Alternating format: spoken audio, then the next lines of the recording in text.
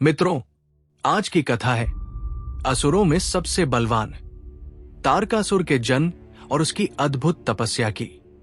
ब्रह्मा जी बोले, जब दितिपुत्र वज्रांग की पत्नी वरांगी ने गर्भ धारण किया तो वो गर्भ कई वर्षों तक अपने तेज से बढ़ता रहा।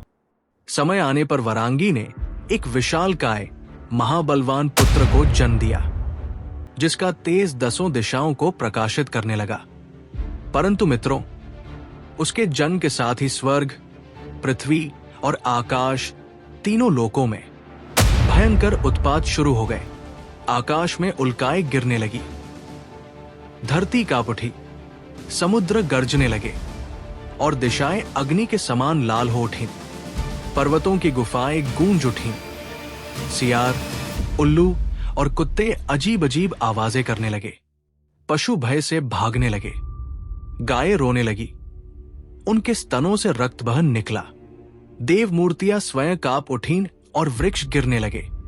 माने सब ओर भय और आशंका छा गई। प्रजापति कश्यप ने उस अद्भुत तेज को देखा और कहा, यह कोई साधारण नहीं, ये असुर है। इसका नाम होगा तारक। तारक बड़ा होकर असीम बलवान हुआ।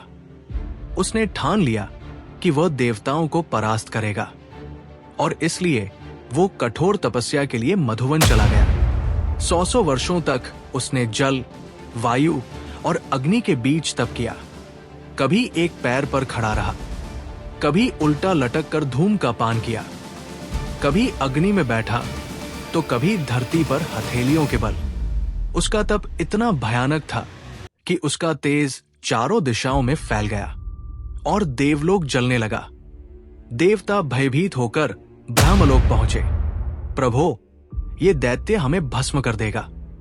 ब्रह्मा जी वहां पहुंचे और बोले, हे तारक, तुम्हारा तप अतुलनीय है, वर मांगो।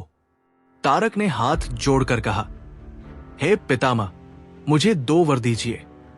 इस लोक में कोई मेरे समान बलवान न हो और मेरी मृत्यु केवल उसी समय हो जब शिव के वीर्य से उत्पन्न पुत्र मेरे ऊपर शस्त्र प्रहार करे। ब्रह्मा जी ने वर दिया, तथास्तु, और स्वर्ग लौट गए। तारक ने फिर त्रिलोकी को जीत लिया।